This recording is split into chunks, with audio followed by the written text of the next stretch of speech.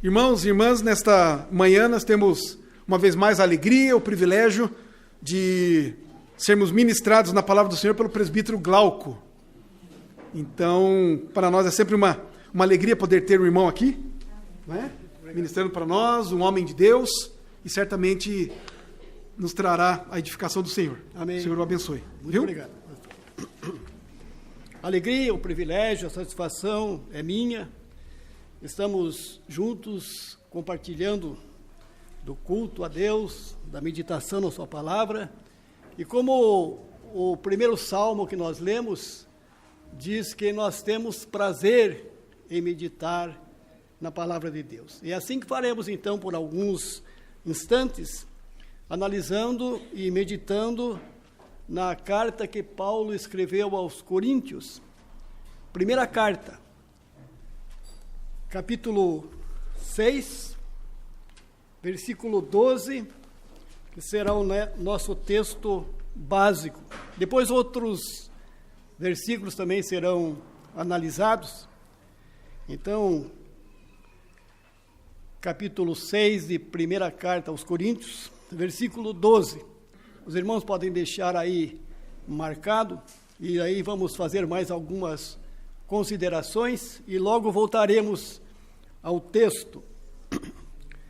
A igreja em Corinto foi fundada pelo próprio apóstolo Paulo, quando da sua segunda viagem missionária. O apóstolo Paulo foi o maior missionário em extensão territorial. O que ele percorreu, pregando o evangelho, é uma área muito grande. Paulo, o missionário.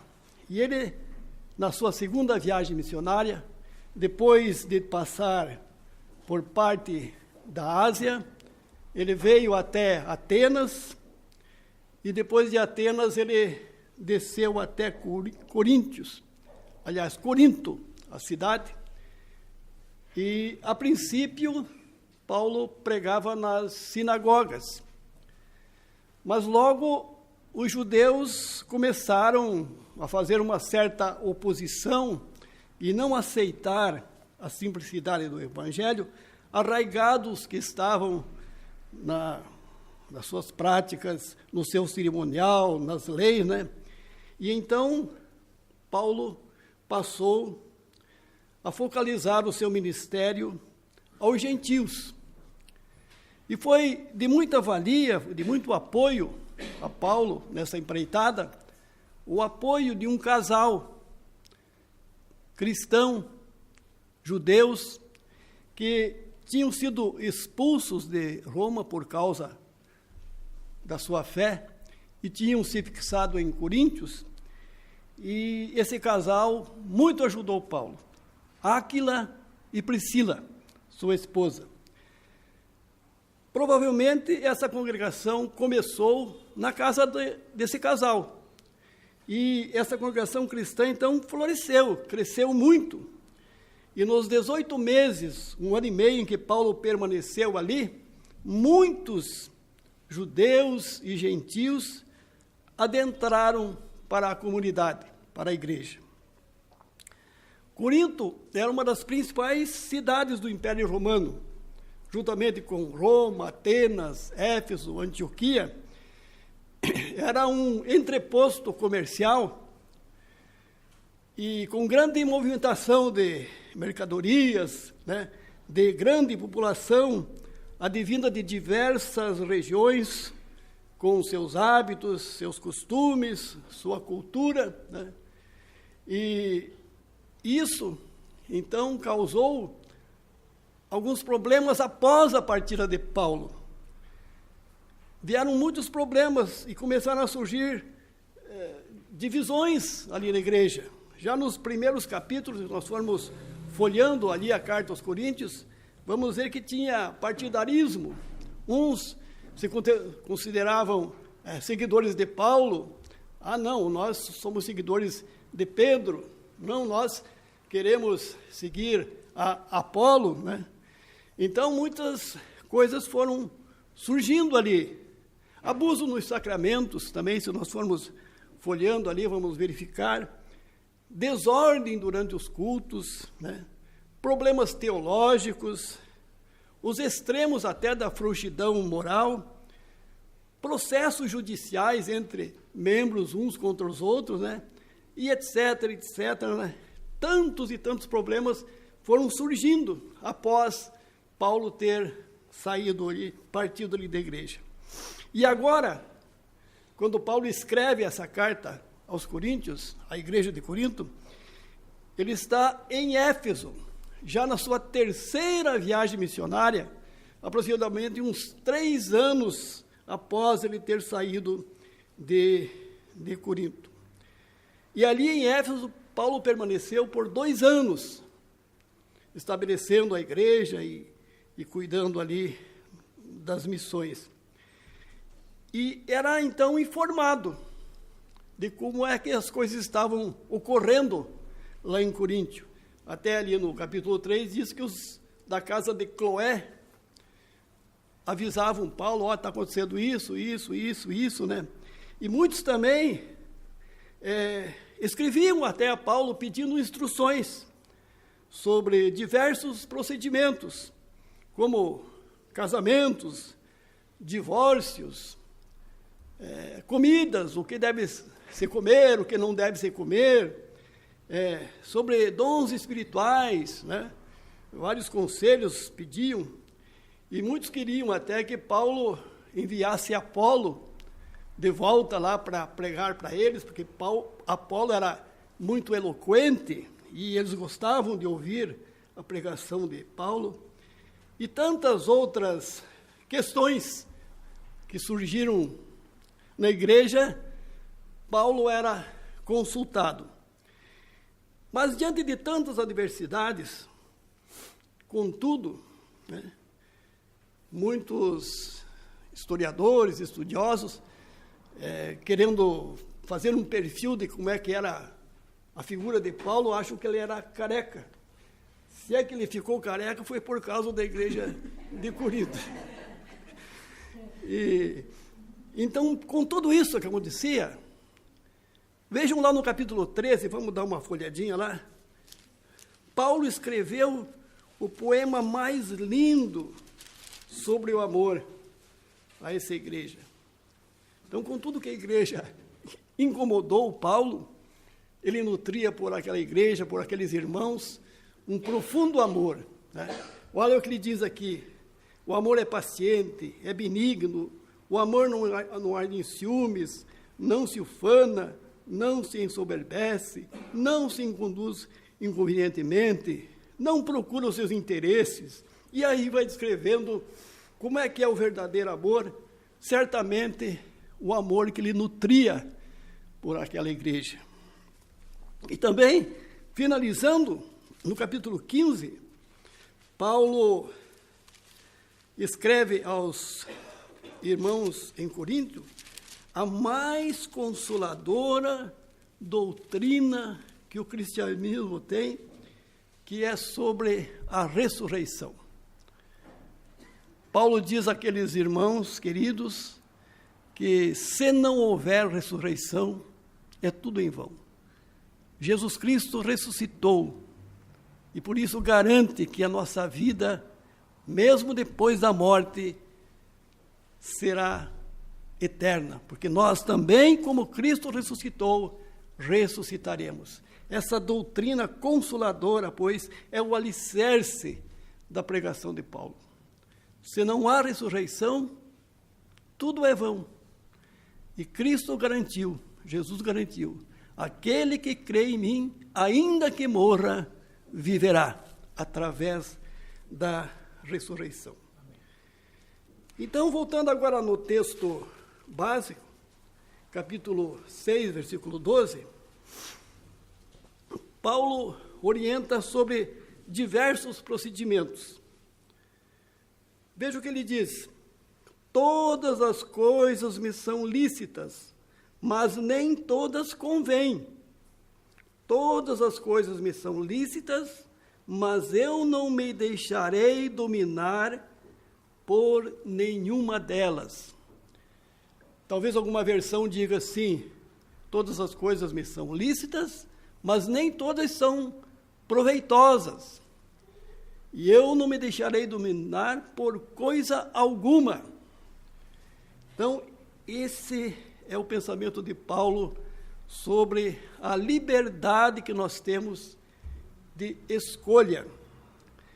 Desde muitos tempos antigos, a humanidade adota uma filosofia de uma escola chamada hedonismo. Hedonista é aquele que quer aproveitar ao máximo a vida em gozo, prazer e satisfação dos seus desejos. Ora, dizem os adeptos dessa filosofia, já que a vida é breve, comamos e bebamos, que amanhã morreremos. Nós queremos citar aqui um texto que o pastor Billy Graham escreveu a respeito desse conceito, dessa filosofia. Abre aspas. A filosofia materialista dos homens cifra-se em enriquecer, descansar, beber mais, comer mais, gozar ainda mais esta vida.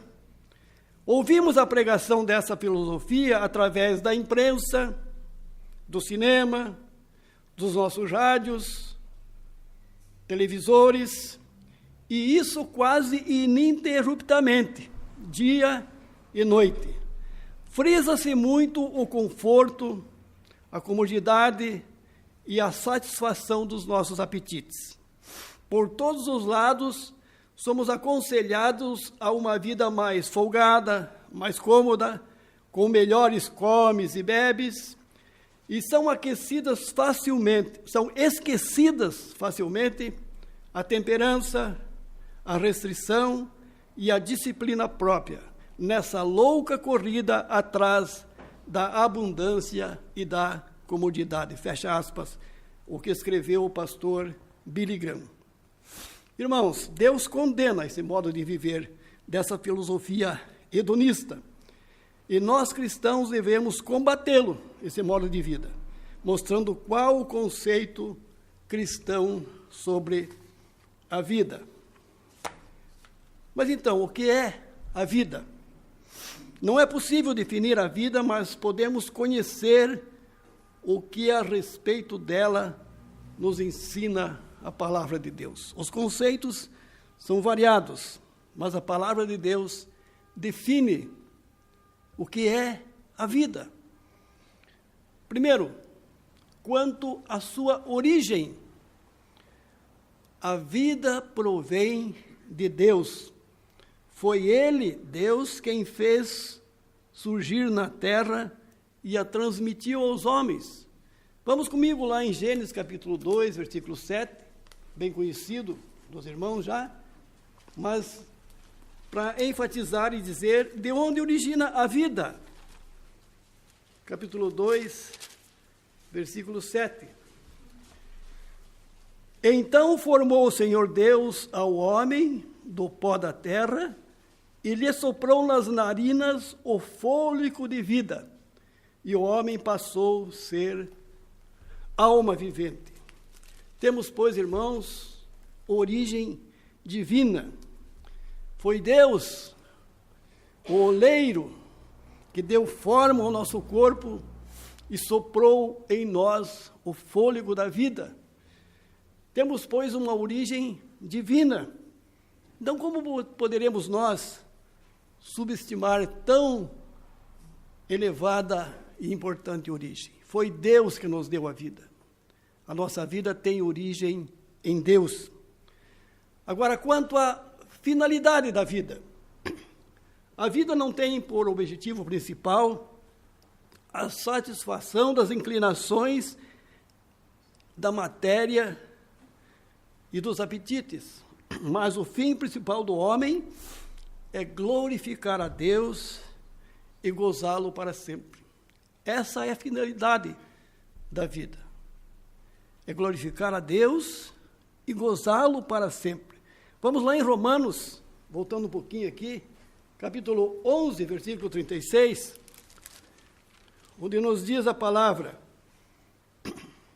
porque dele, Deus, e por meio dele, Jesus, e para ele são todas as coisas. A ele, pois, a glória eternamente. A vida, então, tem por finalidade glorificar a Deus, porque dele para ele são todas as coisas. Glória, pois, a ele eternamente. Glória, pois, a ele eternamente.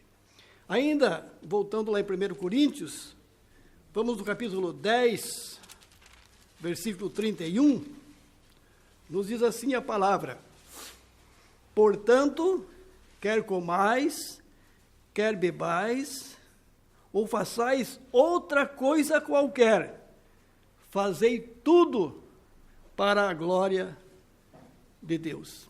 Essa é a finalidade da vida.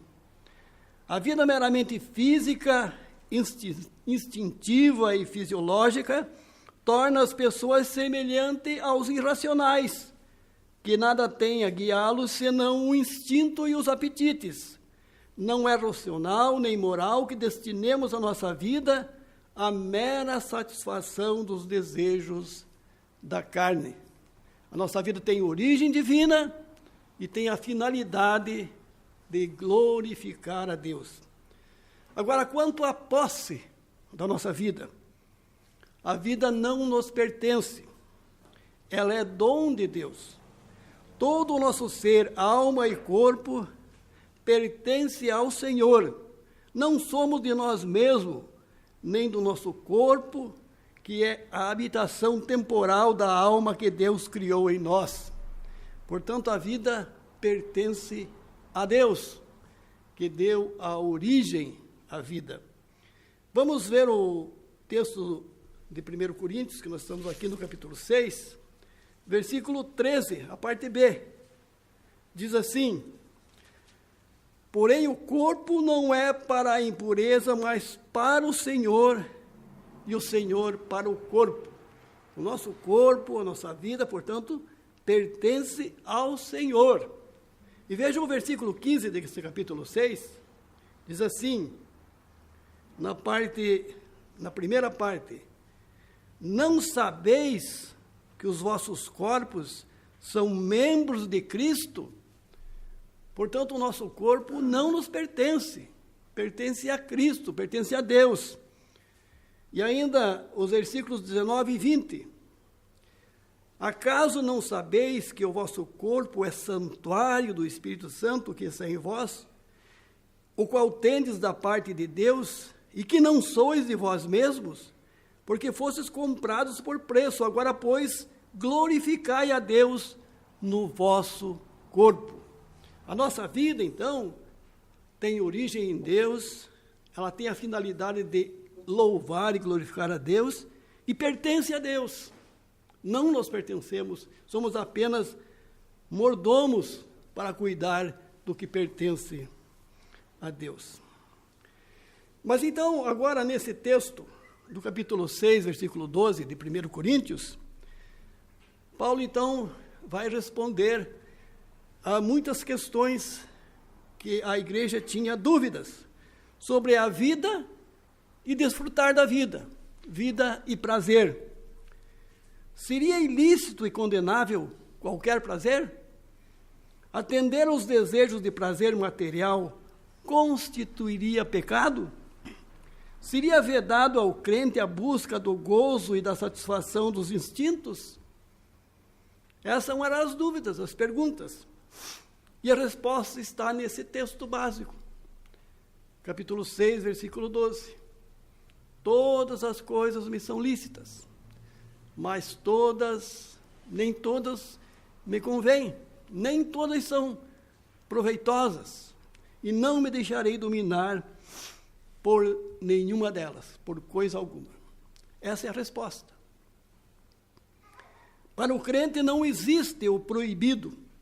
Se ele deixa de realizar certos atos, ou se deixa de assumir algumas atitudes, o faz deliberada e espontaneamente. Não porque seja proibido, mas porque não quer, ou não considera conveniente, não considera proveitoso. agir desta ou daquela maneira. No que concerne ao prazer e à satisfação dos desejos, ele age como senhor, dominando-se e controlando-se, não permitindo que as inclinações da carne o dominem, mas como deve ser, fazendo predominar a razão e a vontade sobre o instinto e as necessidades fisiológicas. Portanto, a alegria e o prazer não estão proibidos ao crente. O prazer de comer, de dormir, de se divertir, de cantar e outros, quando normais, equilibrados, convenientes e úteis, são recomendados a todos, inclusive aos cristãos. Reconhecemos, todavia, que há ocasiões em que surgem dúvidas quanto ao que devemos fazer, quanto à diversão a escolher, quanto ao prazer que podemos alcançar. Para essas ocasiões, seria útil a aplicação de 4 testes apresentados por Paulo. Paulo aconselha, então, os coríntios, um pouquinho à frente aí no capítulo 10, vamos ver? Um pouquinho à frente, capítulo 10, vejam o versículo 23. O que ele diz? Capítulo 10 de 1 Coríntios, versículo 23. Todas as coisas são lícitas, mas nem todas convêm. Todas são lícitas, mas nem todas edificam. Então, a pergunta que devemos fazer, quando na dúvida, é de toda conveniência fazer isto? Paulo afirma que algumas coisas que possam ser consideradas lícitas não seriam, contudo, convenientes, não seriam proveitosas. Embora haja diversões que não me sejam proibidas, ou atitudes que não sejam consideradas ilícitas, eu as evito, porque creio que não me são convenientes, não me darão proveito. Então é o primeiro teste, a primeira pergunta. Mas continuando no mesmo versículo, esse versículo 23, diz assim: mas nem todas edificam. Então, é de conveniência fazer isso ou não? E o que vou fazer contribuirá para a minha edificação? Não me interessa ter prazeres que não me tragam benefícios, ou fazer algo vão ou inoperante que não me edificará a alma. Há muitas coisas permissíveis que, em vez de me trazer benefícios para o corpo, para a mente e para o espírito, poderá levar-me a prejudicar a minha integridade física, minha integridade psíquica e minha integridade moral. Se eu sei que algo não me trará nenhuma edificação, devo evitá-lo, ainda que considerado lícito. Então, essa pergunta que devemos fazer: o que eu estou para fazer é conveniente? O que estou para fazer me traz benefícios? Me edifica? Outra pergunta, outro teste. Está no versículo 31 do capítulo 10. Portanto, quer comais, quer bebais, ou fazer outra coisa qualquer, fazei tudo para a glória de Deus. Como o fim principal do homem é glorificar a Deus, como nós já citamos, a pergunta então é bem pertinente. Nas coisas mais triviais, nas circunstâncias mais comuns, como comer e o beber, poderemos estar glorificando ou ofendendo a Deus. Por esse motivo, evito tudo aquilo que é contrário à lei e à vontade de Deus. Prefiro agradá-lo, e isso me dá maior prazer, a atender meus próprios desejos, ainda que legítimos. Então, essa pergunta é pertinente. O que eu estou para fazer? Estou para comer, para beber? Glorificará a Deus? Uma quarta pergunta, está no versículo 32 desse capítulo 10. Assim como também eu procuro em tudo ser agradável a todos, não buscando o meu próprio interesse, mas o de muitos para que sejam salvos. E o versículo 32, anterior ao 33, diz assim: não vos torneis causa de tropeço nem para judeus, nem para gentios, nem tampouco para a igreja de Deus. Então, essa pergunta também é pertinente. O que eu estou para fazer, para comer, para beber, não vai escandalizar alguém? Minha consciência pode considerar a atitude lícita, conveniente, útil, edificante, mas os outros poderão escandalizar-se com ela.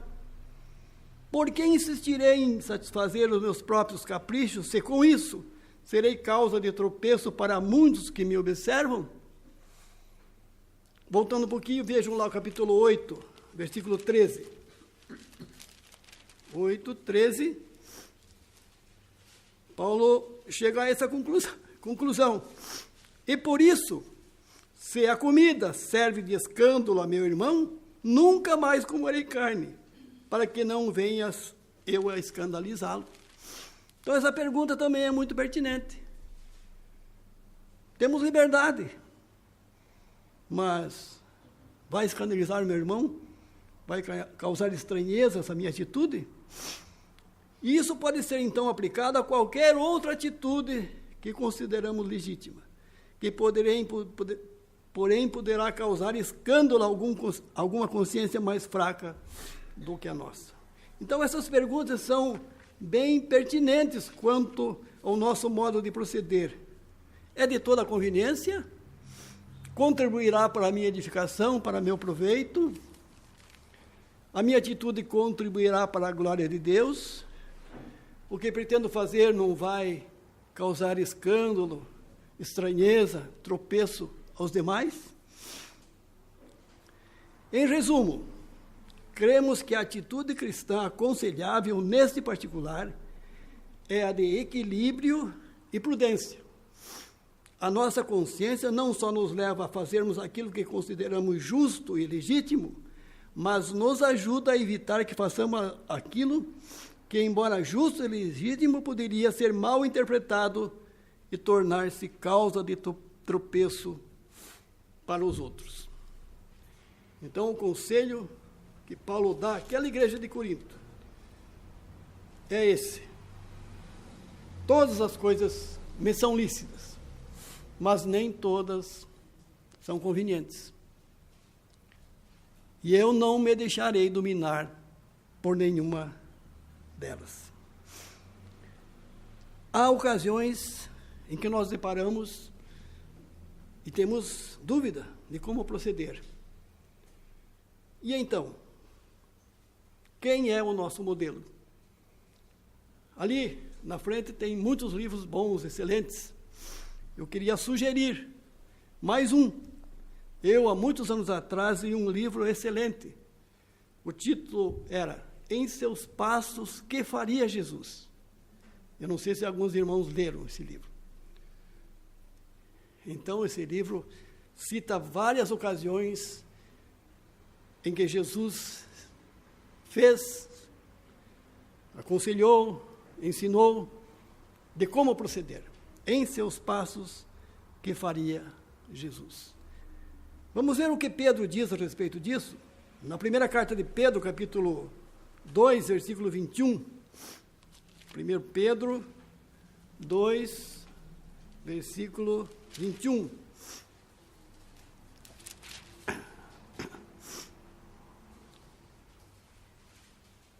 Diz assim: porquanto para isto fostes chamados, pois que também Cristo sofreu em vosso lugar, deixando-vos exemplo para seguirdes os seus passos. Seguir os passos de Jesus. é o maior exemplo de conduta, de como decidir o que fazer e o que não fazer. Seriam tantos, não podermos analisar todos agora aqui, seria muito exaustivo, muito longo, mas vamos ver algumas ocasiões em que Jesus deu-nos o exemplo de como fazer. Evangelho de João, capítulo 13, versículo 15. João 13, versículo 15. Era uma ocasião dos preparativos para a festa da Páscoa, e todos ali chegaram e estavam reunidos, cansados, os pés empoeirados. Os irmãos conhecem a passagem. Então Jesus, tomando água, uma toalha, veio e lavou os pés de cada um e enxugou-lhes. E todos estranharam aquela atitude, mas Jesus falou assim: porque eu vos dei o exemplo, para que como eu fiz, façais vós também. Nessa ocasião, então, Jesus deu um exemplo de dignidade, de humildade, de serviço. Ele fez o que os outros deveriam ter feito, mas ele, sendo o mestre, sendo o Senhor, ele mesmo veio e prestou o serviço, lavando os pés ali dos discípulos. Outra ocasião, vamos lá para Mateus, capítulo 18, versículo 1 a 4. Mateus, capítulo 18, versículos 1 a 4. Naquela hora aproximaram-se de Jesus os discípulos e perguntaram: quem é porventura o maior no reino dos céus? E Jesus, chamando uma criança, colocou-a no meio deles e disse: em verdade vos digo que se não vos converterdes e não vos tornardes como crianças, de modo algum entrareis no reino dos céus. Portanto, para aquele que se humilhar como esta criança, esse é o maior no reino dos céus. E quem receber uma criança tal como esta, em meu nome, a mim me recebe. Jesus está ensinando então aqui a modéstia, os interesses e a humildade das crianças. Nós devemos proceder assim, como as crianças são, confiantes e com atitudes modestas, humildes e desinteressadas. Agora, uma outra lição que Jesus deu, que não é muito fácil de fazer. Mateus 25, 22, um pouquinho para frente aí, 22, 15 a 22. Então, retirando-se os fariseus, consultaram entre si como o surpreenderiam em alguma palavra.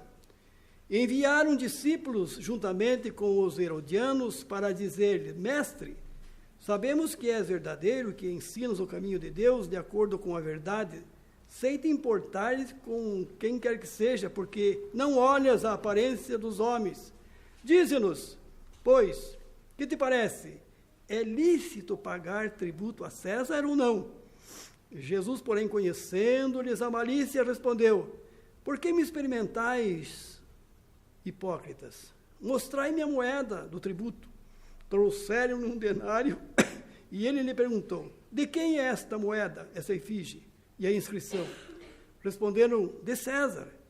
Então lhes disse: dai-a, pois, a César o que é de César, e a Deus o que é de Deus. Outra lição que Jesus nos deixa, né? De que nós devemos, conforme for ensinado aqui na escola dominical, cumprir as leis, né? Obedecer às autoridades, né? Pagar os tributos, né? Jesus nos deu esse ensinamento, que devemos proceder assim. E assim, muitos e muitos exemplos de como Jesus procedeu, que nós devemos seguir os seus passos, os seus ensinos, né? As suas comparações, as suas conversas, né? o uso das Escrituras, sempre Jesus respondia com a palavra de Deus a muitas e muitas questões. Para terminar, eu só quero contar uma ilustração do rei Luís XII da França. Luís XII, antes de ser colocado como rei, ele tinha angariado muitos e muitos inimigos, tantos nas suas dificuldades de diálogo e nas suas atitudes, tantas e tantas, muitos inimigos ele tinha angariado. Mas quando foi feito rei, então agora no trono, a autoridade que ele era, ele mandou que se fizesse uma lista com todos os nomes desses seus inimigos. E quando trouxeram aquela listagem enorme, ele marcou assim, diante de cada nome, uma cruz negra. E quando os seus inimigos souberam que o rei estava fazendo isso, ficaram apavorados, fugiram com medo. Mas o rei, com toda a sua autoridade, todos os seus guardas, mandou buscá-los, um a um, e trouxe-os na sua presença. E quando agora todos estavam, então, reunidos, o rei perdoou a todos, explicando que ele havia posto aquela cruz negra para lembrar sempre da cruz de Cristo, que foi nessa cruz que Cristo foi colocado, que ele tomou essa atitude de perdoar os seus inimigos. Quando Cristo exclamou: Pai, perdoa-lhes, porque não sabem o que fazem. O exemplo máximo de Jesus, então, foi adotado por esse rei, perdoou os seus inimigos. E terminando então, meus irmãos, essa breve meditação, vamos agora, 1 Coríntios, aquele texto que nós seguimos até agora, no capítulo 11, versículo 1. O que Paulo, então, agora recomenda à igreja de Corinto? Sede meus imitadores, como também eu sou de Cristo. O apóstolo não se exibia ele como modelo, mas ele indicava o modelo a ser seguido, Cristo. Assim como Paulo imitava Cristo, desafiava a igreja a ser imitadora também de Cristo, seguir os passos de Jesus. Que nós possamos, então, em todas as decisões da nossa vida, quer no vestir, no comer, no beber, em tudo quanto fizermos, seguir esses passos, né, de que nós não nos pertencemos.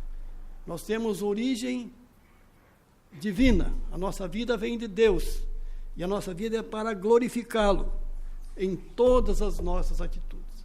Tudo quanto quer que façamos, seja para a glória de Deus. Amém, que assim Deus nos ajude.